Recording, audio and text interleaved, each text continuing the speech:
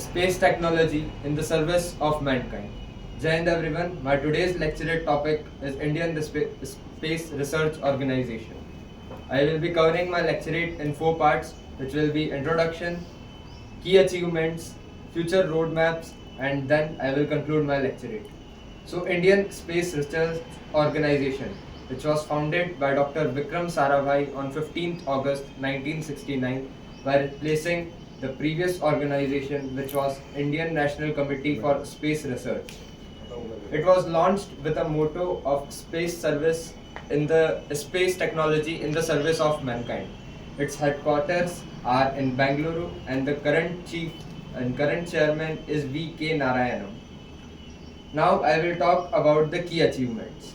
Firstly, it was Chandrayaan 1 mission, which was a successful mission where India launched its satellite in the orbit of Moon. The second was the Mangalyaan mission, which was a record mission where India became the first country to launch its satellite in the orbit of Mars in first successful attempt. The budget of Mangalyaan mission was even less than some of Hollywood movies.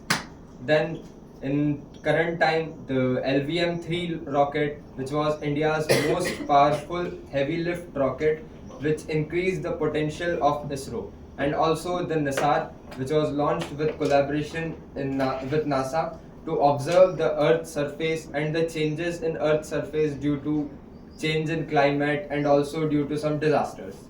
Now I will talk about the future roadmaps.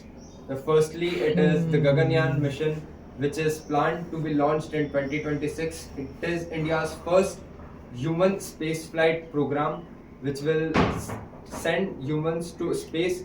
It will also increase our potential and it will also show our soft power.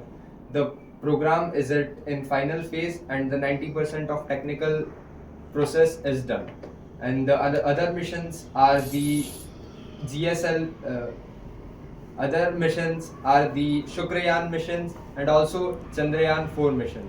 Shukrayaan mission will be the mission to launch satellite in the orbit of Venus.